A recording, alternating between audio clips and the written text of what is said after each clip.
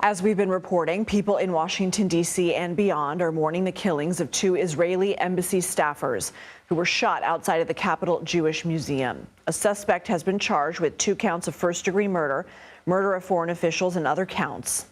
A vigil was held outside the museum Thursday as people came to pay their respects to Yaron Lischinsky and Sarah Lynn Milgram, who were leaving an event hosted by the American Jewish Committee for Young Leaders on Humanitarian Diplomacy when they were gunned down. Milgram was from Kansas, and her father spoke to our CBS News affiliate there by phone and told them he learned his daughter and Yaron were set to be engaged.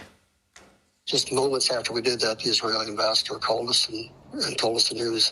And he also told us at that time that her boyfriend, Yaron, had purchased a wedding ring for her, that they were going to Israel on Sunday to meet his family, and that he was going to give it to her in Jerusalem a few days after that. David Boskey joins us now. He is a friend of Yaron Lischinsky. First, we are so sorry for your loss. Thank you for being here. And we're so sorry that we're speaking to you under these circumstances. Can you tell us more about Yaron and your friendship?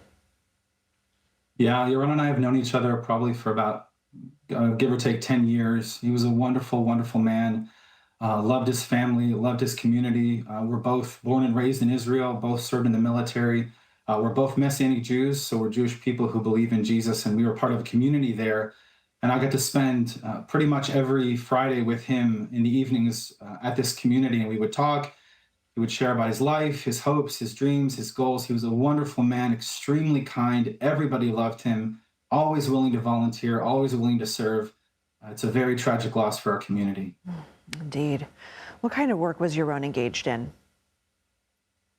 Well, so Yaron and I were friends within a specific context. So we were really, our relationship was predominantly within the context of our faith and the fact that we were both Israelis and Jewish people growing up in Israel. He actually left Israel in 2022, and I left Israel in 2023. I'm actually in the States right now.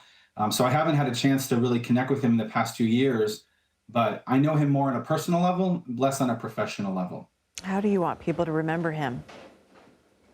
He was a wonderful man. He loved God. He loved his family. He loved his people.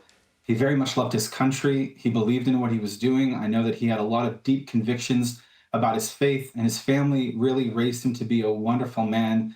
I'm grieving with them. Our whole community is grieving. This was really one of the best of us. And you've been grieving. You've lost many friends after the October 7th Hamas attack. Can you tell us about that?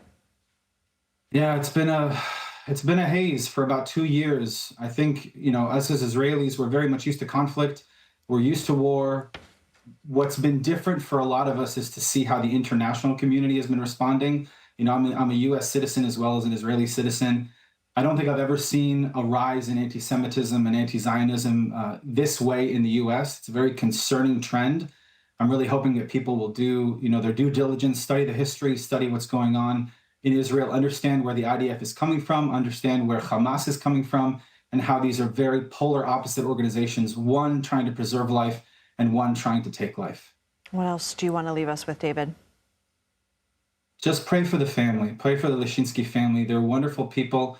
They're people of faith, so I know they'll get through this. But anytime a family member is lost, especially one who is this beloved by the community, it's always a difficult time. So please just pray for them, that they would be comforted in this time of grieving. David Boskey, we appreciate your time and we send our condolences. Thank you. Thank you.